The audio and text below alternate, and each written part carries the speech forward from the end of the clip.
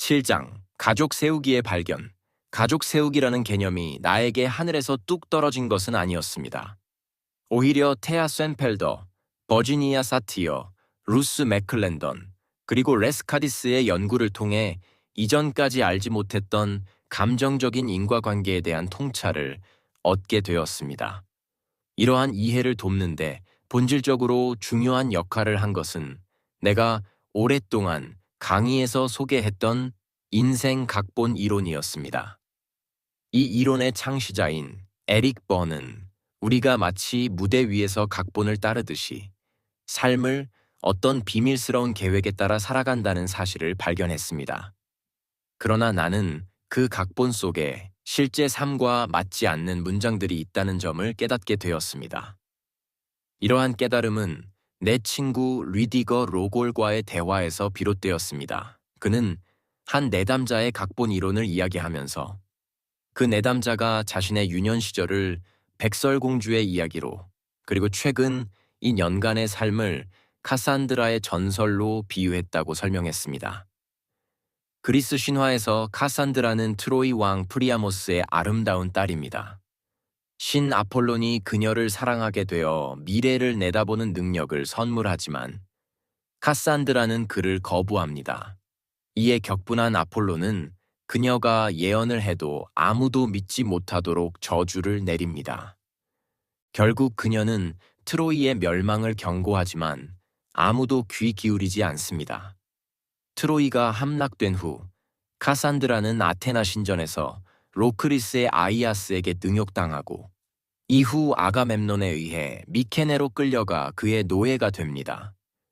그러나 미케네에서 아가멤논은 아내 클리타임네스트라와 그녀의 정부 에기스토스에게 살해당하며 카산드라도 같은 운명을 맞이하게 됩니다. 한편 백설공주 이야기에서는 아름다운 왕의 딸이 사악한 계모의 명령으로 살해당할 위기에 처하지만 가까스로 도망쳐 7 난쟁이의 집에서 살아남습니다. 이 두 이야기를 연결하는 각본 이론 속 문장은 다음과 같았습니다. 고귀한 혈통의 젊은 여인이 집을 떠난다. 리디거 로골은 내담자에게 이 문장을 아버지에게 직접 말해보라고 했습니다. 그러자 아버지는 다음과 같이 대답했습니다. 이제 때가 됐다. 너에게 말해줘야겠구나. 네 어머니와 결혼하기 전 나는 다른 여인이 있었고 그녀와의 사이에서 딸을 두었다. 하지만 우리가 살던 시골에서는 혼외 자식이 용납될 수 없었고 세상의 눈으로는 사생아로 보일 뿐이었다. 그래서 아이를 보호하기 위해 다른 가정에 보낼 수밖에 없었다. 이 내담자는 이 사실을 전혀 모르고 있었습니다. 그러나 자신도 모르게 인생 각본 속에서 자신의 이복 누이를 대신하여 그 역할을 연기하고 있었던 것입니다. 이 이야기를 들었을 때 나는 전율을 느꼈습니다. 왜냐하면 나 역시 비슷한 경험을 했기 때문입니다. 한 내담자가 자신의 인생 각본으로 셰익스피어의 비극, 오셀로를 선택한 적이 있었습니다. 이 희곡에서 장군 오셀로는 음모에 휘말려 질투에 사로잡혀 아내 데스데모나를 죽이고 결국 스스로 목숨을 끊습니다. 에릭 버는 각본이 어린 시절 부모로부터 받은 부정적인 지시를 통해 형성된다고 보았습니다. 그러나 어린아이는 자신이 오셀로와 같은 인물이 되는 것이 무엇을 의미하는지 직접 경험할 수 없습니다. 그래서 나는 그 내담자에게 물었습니다. 당신의 가족 중에 질투로 인해 누군가를 죽인 사람이 있습니까? 그는 대답했습니다. 제 할아버지가 자신의 경쟁자를 살해했습니다. 그 순간 나는 깨달았습니다. 대부분의 각본은 개인적인 경험과 직접적인 관련이 없다는 사실을 말입니다. 오히려 우리는 가족의 다른 구성원으로부터 그것을 이어받습니다. 우리가 살아가며 연기하는 각본은 이미 우리 가문 안에서 다른 누군가에 의해 한 차례 수행된 것입니다. 결국 우리는 그것을 받아들이고 반복하는 것입니다. 그 순간 나는 얽힘, 개념의 진정한 의미를 이해하게 되었습니다. 우리의 삶에서 우리는 다른 사람의 운명에 얽혀 있습니다. 또한 이러한 얽힘이 왜 발생하는지도 깨달았습니다.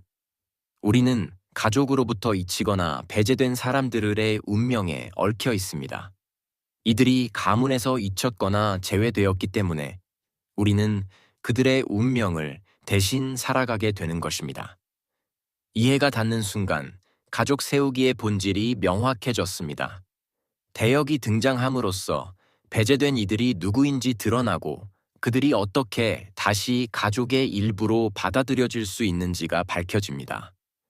이를 통해 많은 이들의 고통이 해소될 수 있습니다. 한편, 나는 죄책감과 무죄에 대한 강연을 준비하면서 한 가지 중요한 원리를 깨닫게 되었습니다. 모든 시스템에는 근본적인 질서가 존재하며 그 질서 속에서 먼저 온 자들이 나중에 온 자들보다 우선권을 갖는다는 것입니다. 이것이야말로 제가 가족 세우기를 통해 발견한 본질적인 원리였습니다. 또한 저는 사랑의 질서라 부른 또 다른 원리들을 명상 중에 깨닫게 되었습니다. 이 원리들은 가족 시스템 안에서 지배적인 역할을 합니다. 저는 하루에도 몇 시간씩 이를 깊이 탐구하며 시간을 보냅니다. 이처럼 모든 위대한 깨달음은 동시대의 여러 뛰어난 인물들에게도 다가오는 법입니다. 마치 가족 시스템 속에서 작용하는 거대한 원리가 여러 사람들의 마음속에 동시에 스며든 것처럼 말입니다. 그 중에는 에릭 번, 테아 쇤펠더, 버지니아 사티어, 루스 맥클랜던, 레스 카디스, 제프 지히그, 그리고 이반 보에스웨르맨이 나지 등이 포함되어 있었습니다. 위대한 스위스 정신과 의사 칼 구스타프 융은 1962년 6호로 출간된 자서전 기억, 꿈, 사상에서 다음과 같이 기록하였습니다.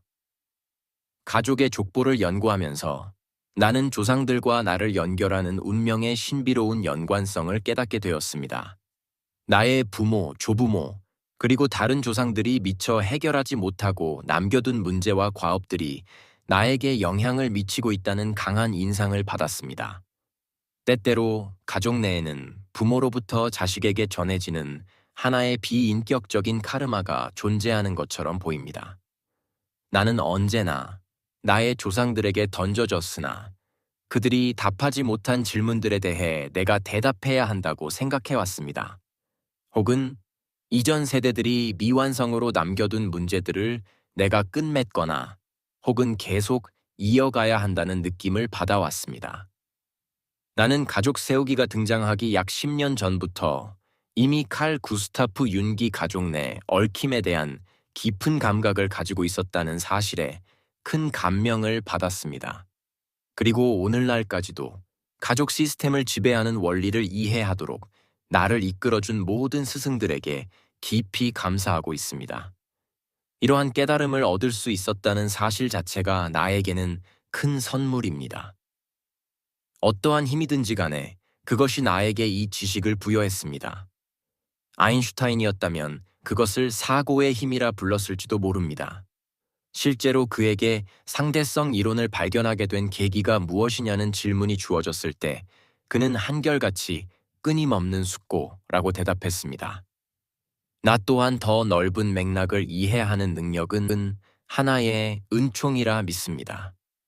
그래서 가족 세우기를 통해 이루어낸 것들을 마주할 때 깊은 겸손함을 느낍니다.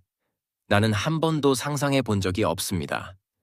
내가 삶을 위한 도움이라 부르는 이 작업이 전 세계적으로 실천될 것이며 이를 통해 수많은 아는 사람들을 돕고 내 삶을 충만한 행복과 깊은 감사 속에서 살아갈 수 있으리라는 것을 말입니다. 우리는 언제 특별히 성공했다고 느낍니까? 그것은 우리가 이루어낸 일이 삶을 위해 봉사할 때입니다. 그런 의미에서 가장 큰 성공은 자녀이며 이후 그 아이가 삶에 적응하고 또다시 생명을 전달할 수 있도록 돕는 모든 과정이 바로 인생의 가장 큰 성취라 할 수 있습니다. 우리가 삶에 기여하고 다른 사람의 삶에도 도움이 되는 방식으로 이루어낸 것은 지속적인 성공입니다. 이러한 성취를 통해 삶은 유지되고 다음 세대로 전해집니다. 이러한 성공에 대해 우리는 자부심을 가질 수 있을까요? 긍정적인 의미에서 그렇습니다. 부모는 자녀를 자랑스러워하며 우리가 어떤 일을 훌륭하게 수행하여 좋은 결과를 가져올 때 역시 자부심을 느낍니다. 이러한 경우 자부심은 우리가 삶에 기여했다는 기쁨이 외적으로 드러난 것입니다. 이러한 성공은 지속적이며 삶이 계속 이어지는 한 남아 있습니다. 승리는 또한 성공의 한 형태입니다. 특히 경쟁 속에서 스스로 최고의 모습을 보일 때 개인적인 성공을 경험합니다. 더 나은 위치를 차지하려는 경쟁과 그로 인해 발휘되는 에너지는 삶에 도움이 됩니다. 경쟁에 참여하는 모든 사람들, 그리고 생존을 위해 경쟁해야만 하는 사람들은 예외적인 상황 속에서도 삶을 이어갑니다. 모든 생명은 자신의 존재를 증명해야 하며 이를 해낼 때 성공한 것입니다. 우리는 삶의 모든 영역에서 도전에 직면해야 하며 이를 긍정적으로 받아들이는 태도를 가져야 합니다. 경쟁 속에서 많은 사람들이 힘을 합쳐 협력할 때 그들은 혼자 있을 때보다 더 큰 성과를 거둘 수 있습니다. 이 경우 성공은 개인의 것이 아니라 공동체의 것이 되며 그 혜택은 더 많은 사람들에게 확산됩니다. 이러한 성공은 개인보다는 집단이 더 큰 자부심을 느끼게 합니다. 반면 지나친 성공은 오히려 삶에 기여하지 않고 자기 자신에게만 집중하는 사람들에게 해가 될 수도 있습니다. 그러나 그 성공 역시 결국 삶을 위해 사용된다면 의미를 갖게 됩니다. 이러한 성공은 개인의 성취이며 그 자체로 능동적인 행동을 전제로 합니다. 우리는 이러한 성공을 통해 성장합니다. 그러나 다른 사람을 희생시키거나 특히 그들의 삶과 가족을 파괴하는 대가로 이루어진 성공은 진정한 성공이라 할 수 없습니다. 그렇다면 우리는 어떻게 올바른 방식으로 성공할 수 있을까요? 그것은 우리의 성공이 다른 사람들의 삶에도 혜택을 줄 때입니다. 이러한 성공은 우리뿐만 아니라 타인에게도 기쁨을 가져다 줍니다.